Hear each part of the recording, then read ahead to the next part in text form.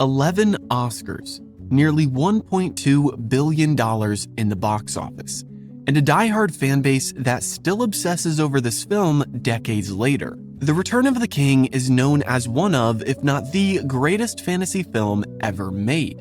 In addition to this title, fans around the world recognize the Lord of the Rings trilogy as one of the most well-made and authentic book-to-film adaptations. And as such, it goes without saying that Frodo and Sam are two of the most iconic characters in the fantasy film genre, with their bond and relationship setting the standard for sacrificial love in an epic saga. But something just isn't quite right. Not that. No, not that either. Go back a little further. Ah yes, the scene. The scene that made diehard Tolkien fans get up out of their theater seats and abandon the final installment of Peter Jackson's epic trilogy. The scene that I will have my future children close their eyes during. And the scene that took everything Tolkien built towards and created and threw it out the window along with Frodo's integrity. That's right, today we need to talk about the infamous scene in which Frodo sends away his beloved Sam. My name is Gibby, and welcome back to episode 37 of Movies vs. Manuscripts, Lord of the Rings edition. This is the show where each week I take Peter Jackson's Lord of the Rings trilogy and compare it to Tolkien's original books, scene by scene, page by page.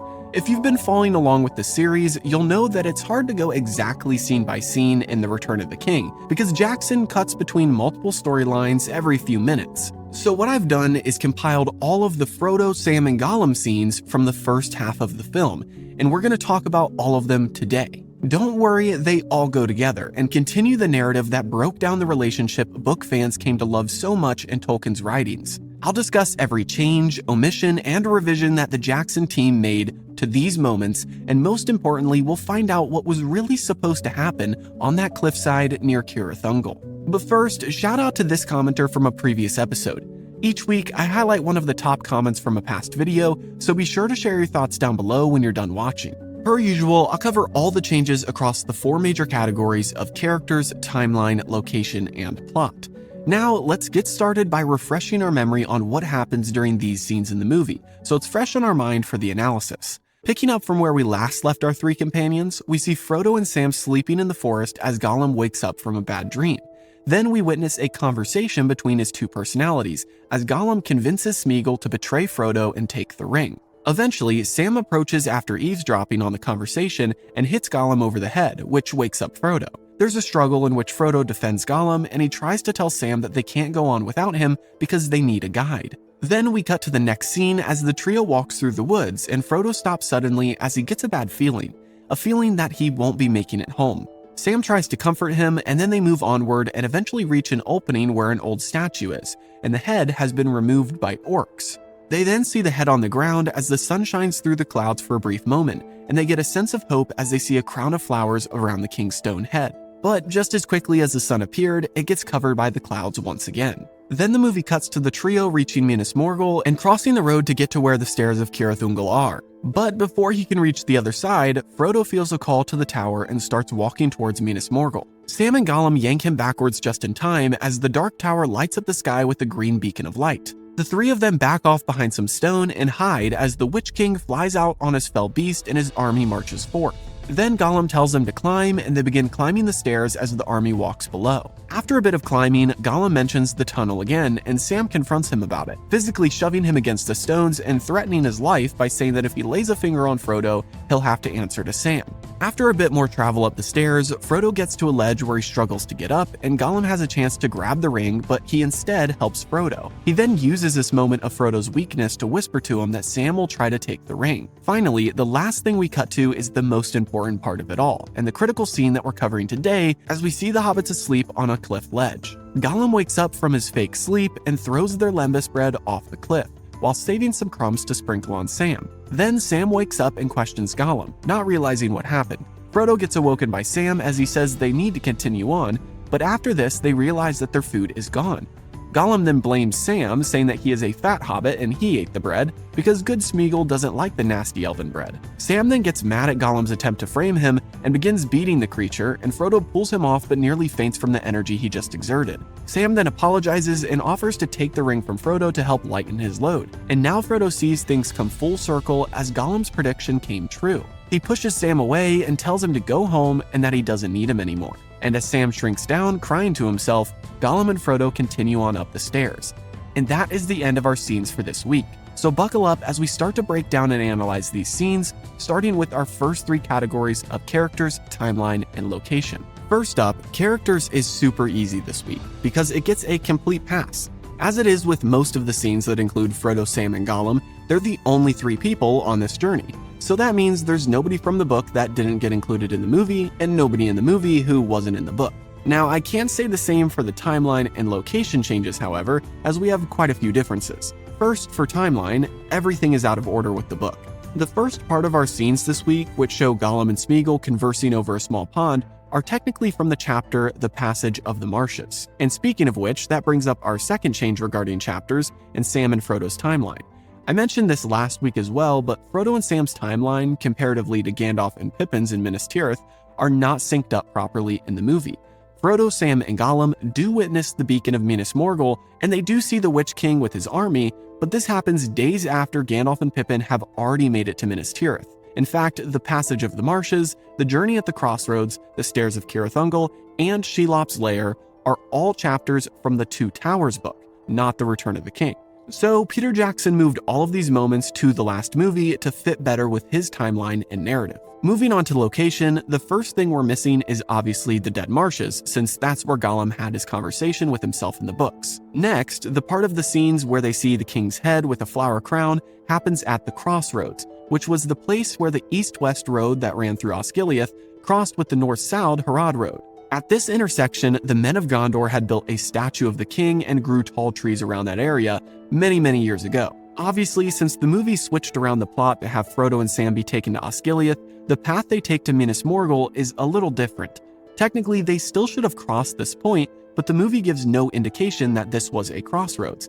After all, there's no road in sight. And then the last location change this week is that technically the stairs weren't just directly on a cliffside next to Minas Morgul. There was a path you had to walk for a bit and then you would reach the stairs. Plus, the way I understand it from the book, the stairs initially aren't just a straight up ladder looking thing like what the movie shows. I think eventually the stairs got more difficult to climb, but they weren't immediately vertical as shown in the film. Now, before I jump into the deep end with these changes, which reveal Frodo and Sam's true relationship from the book, I want to remind you that I can't go line by line through the books, because that would take forever. Instead, I highly recommend you check out the audiobooks on Audible and follow along with me each week as I do this series. You can claim a free trial of Audible using my link in the description, and this supports the channel and gets you one free audiobook of your choice, so it's a win-win. And now let's get into the plot changes. The first scene on our docket today is of course Gollum's talk with himself as he convinces his Smeagol side to betray the hobbits. At this point in the movie, Smeagol is struggling with his evil tendencies because of 2 key moments. First, his trust with Frodo went out the window after his encounter with the Rangers of Ithilien, who beat him up. And second, Sam has been mistreating him during their entire journey, and the constant reminder that he is a villain doesn't help him in his fight against his Gollum side. As we walk through these plot changes, starting with this conversation that we witness in the movie, you'll see how drastically different the relationship between our 3 companions is in the book, and most importantly, we'll uncover Sam's true treatment of Gollum. Because keep in mind, both the part of the Rangers beating Gollum up and Sam's massive mistreatment of him in the movie are not found in the book, but we'll uncover that a little bit more today. So that being said, change number 1 is quite simple, and was mentioned in the timeline and location changes. This conversation doesn't happen at this point in the story, but it actually took place way back in the Dead Marshes. I had brought this up during the episodes covering their journey through the marshes, and here we are again facing the consequences of that omission earlier in the film. Peter Jackson wanted to utilize the marshes as a place for Frodo to call Gollum Smeagol and turn him to the good side, and then hold on to the conversation for later as we see in this scene when Smeagol is at his most vulnerable. But the reality is that this isn't a made-up moment. Gollum and Smeagol really do have a conversation somewhere in the book, even if it's not at Peter Jackson's preferred spot. So how are the conversations different? Well, if we flip back the pages to the chapter on the Dead Marshes, we can look and see that there are a handful of revisions to this moment. As for Gollum's conversation with Smeagol, a key change is that Smeagol isn't keen on using the path through Cirith Ungol. In the movie, Gollum mentions it and Smeagol seems excited by the prospect, but in the book version, Smeagol doesn't want to harm Frodo. He doesn't care if Sam gets hurt, but he refers to Frodo as a nice hobbit, and although he wants the ring, he doesn't really want to hurt Frodo in the process.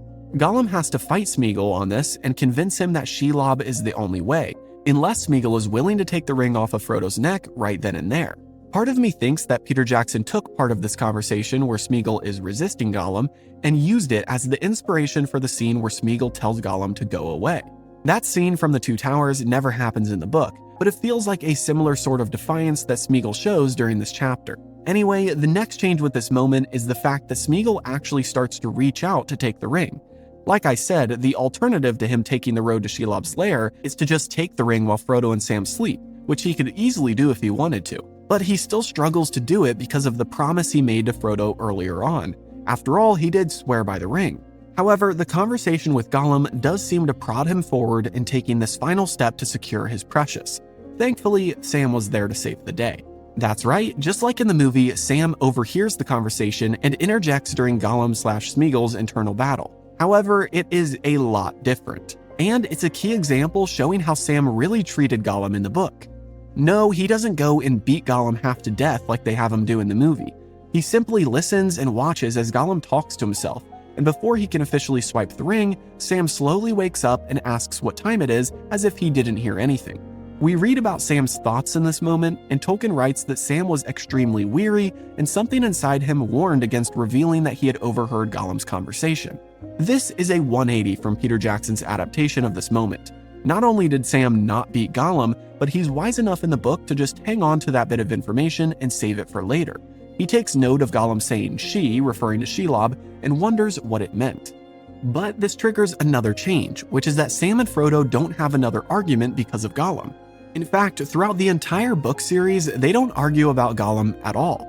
There are times when Sam calls Gollum a name or tells Frodo that he's suspicious of the creature, but Frodo always reassures him that it's their only way and he's aware of the danger. And it isn't in an argumentative tone like the movie shows. It's simply a conversation between two friends, one of which has the authority, and that's Frodo. Time and time again, Sam obeys Frodo's wishes and keeps his thoughts to himself. Unlike the movie, where Sam is violent and loud about his opinions, shouting at Frodo to kill or get rid of Gollum. And this isn't the last time today that we'll discuss Sam's violent tendencies in the movie, so tuck this away for later. And at that, we can switch gears and move on to our next scene with this trio in the movie, which is their walk through the woods and discovery of the old king's statue that has its head removed. This is a short moment in the movie, and as such, it's a short moment in the book, with only one change between them.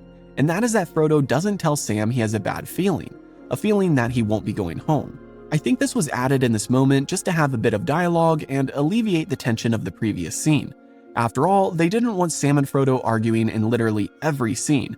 Other than the small dialogue change though, the moment in the book is quite similar, with our hobbits coming across a statue that was built when Gondor had dominion over this land, and they see the sun shine on the king's flower crown before disappearing behind the clouds again.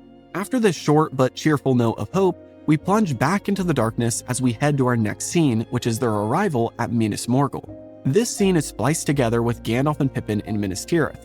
The first part of this is on point, with the trio coming to the statue staring out at them, Frodo getting caught in somewhat of a trance, and Gollum and Sam shouting at him and pulling him back to cover. This isn't a change really, but a small line we get in the movie is Sam agreeing with Gollum, as Gollum hisses at Frodo to come away from the tower, and Sam says for once he agrees with him and they shouldn't stay there. The first change we have with this scene is the simple fact that they walk for a bit, following a path that leads them to where the stairs are along the mountainside. Tolkien even writes that they walked long enough to get to a point that was above the vapor mist from the river below. At this point, Frodo, who is exhausted, said that he must rest, but Gollum continued to hiss at him that they must continue because they're still within eyesight of the tower. Again, Sam agreed with Gollum, telling his master that they must press on. And now we come to our next change, which is a crucial detail that Jackson omitted in this scene, and that is the war beacon of Mordor.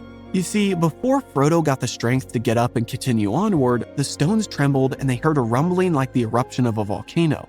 After this noise, there suddenly was a great crimson flash in the sky, and they could see in the east a beam of light that leapt up to the clouds. After it disappeared, there was a crack of thunder and lightning, and Minas Morgul replied to this beacon from the east by sending up its own light, just like what we see in the movie.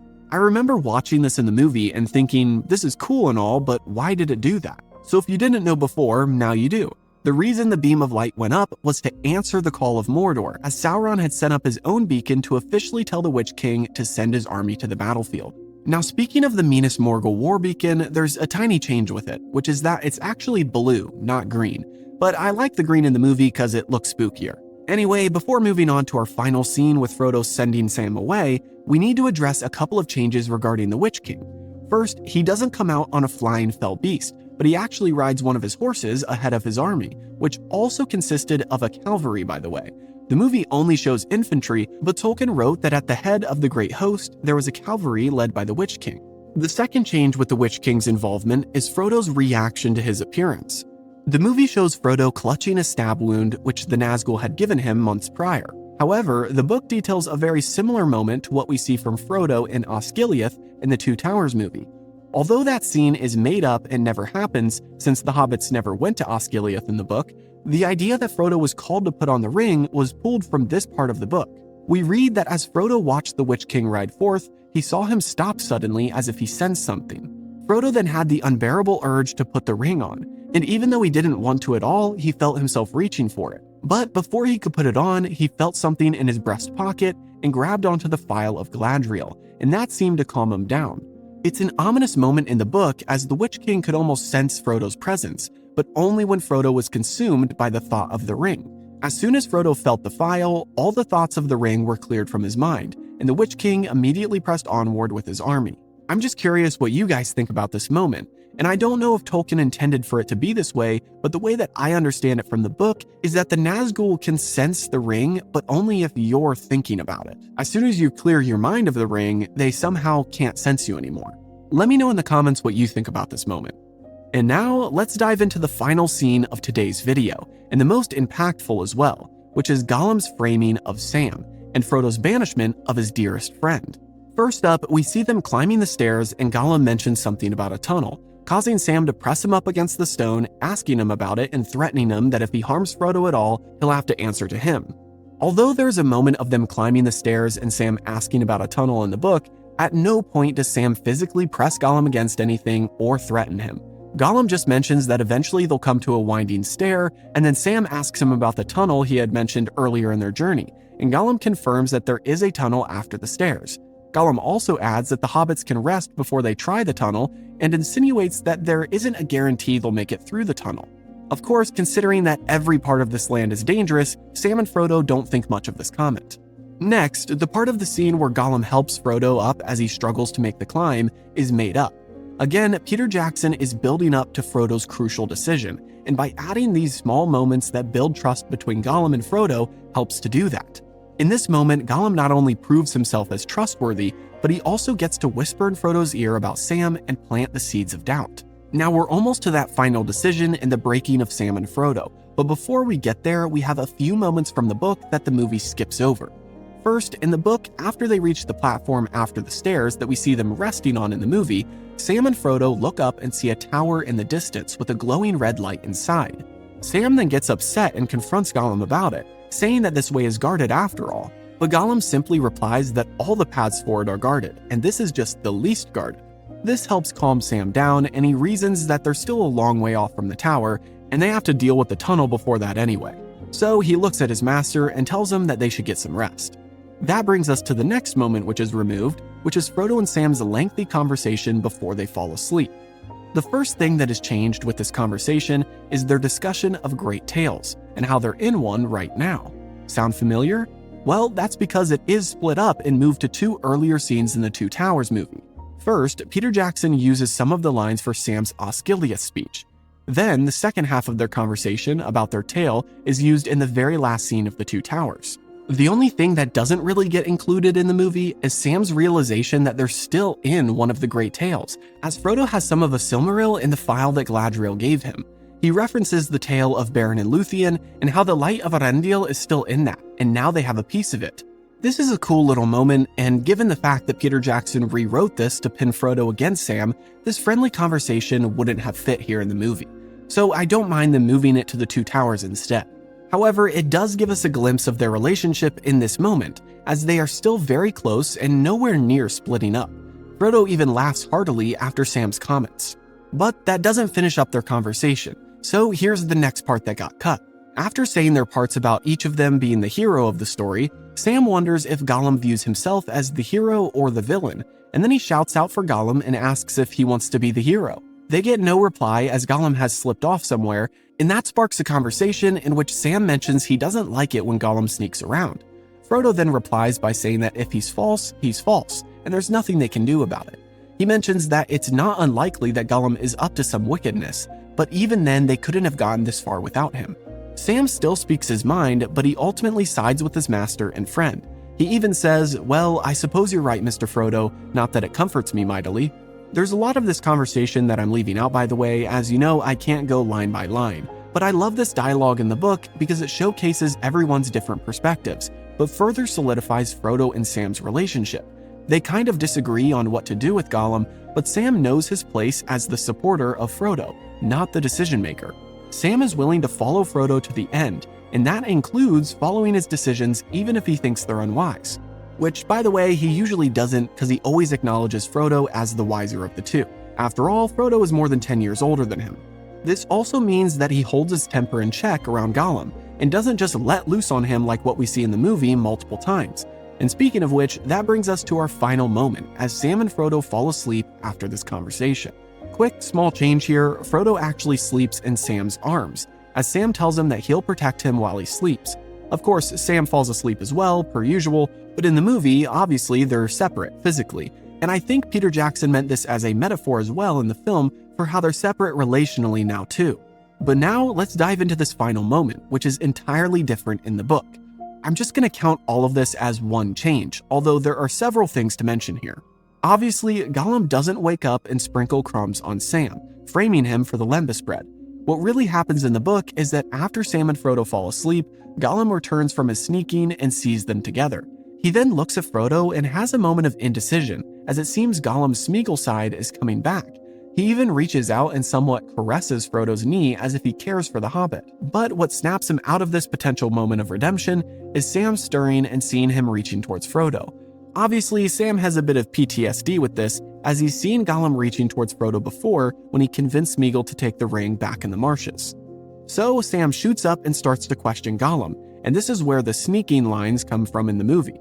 The chief difference is that after Frodo wakes up, he asks what's going on, and then after hearing about Sam and Gollum's disagreement, in which Sam apologizes, Frodo says, "Come, let it pass." And then they move on.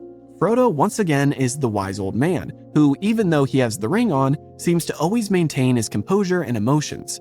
The last part of this chapter in the book is Frodo asking Gollum if they can find their way from there by themselves. He tells Gollum that he's held up his end of the agreement and taken them this far, so if they can go on their own now, then Gollum is free to leave. However, Gollum informs him that there's still a ways to go before the tunnel, and then the three travelers set back out. There's no lembas bread shenanigans, and Sam doesn't literally beat the snot out of Gollum. I have to say here that I love Sam Gamgee in the movie. He's my favorite character from the movie trilogy, and he has many moments that make up for these other scenes. But the one thing that makes me slightly uncomfortable is how physically aggressive he is towards Gollum. That is something that is just so counter to the book. So when I was watching these scenes this week for research and just watching Sam punch Gollum over and over, I was like, this is a little uncomfortable. Now, a quick detail I want to go back and mention before we wrap things up is that Gollum was actually sneaking off in the book, and he was sneaking off to Shelob's lair. We learn in other parts of Tolkien's writings that Gollum had gone off to inform Shelob of the hobbits and bargain with her, telling her that she can eat them if he can have their things. Shelob didn't care for power or rings or armies. She simply wanted a nice meal, and Gollum could give her that. So when Gollum is disappearing on the stairs like what we see in the movie and read in the book, he's going off to talk with her. That's a detail I don't think we get in the movie. Anyway, back to the main topic here of Sam and Frodo, I'm always shocked at this decision to have Frodo send Sam away. On one hand, I think Jackson and his team did a good job building up to this moment. But like I said, I get uncomfortable seeing Sam so openly abuse Gollum physically because that just goes so much against how he is in the book. In the book, he maintains his self-control and follows Frodo's instructions in everything. And as for Frodo's side of things, it is so counter to his beliefs and personality to send away his best friend. As we know though, Peter Jackson leaned heavily into the corruption of the ring, and a lot of these choices could be chalked up to the ring changing Frodo's inherent traits to evil purposes. But like I said, I'm torn on this scene. But now that we've wrapped up all of the changes for this week, I want to hear from you. How did you react the first time you saw this scene in the movie? Did you like Frodo and Sam's relationship in the trilogy, or do you prefer the book version? Let me know in the comments below. If you're new here and you enjoyed the video, please like and subscribe as that helps support the channel. I appreciate you watching all the way through, and if you'd like to go back and binge watch all the other episodes in this series, I've linked the playlist in the description. Other than that, have a great week, and I'll see you in the next episode.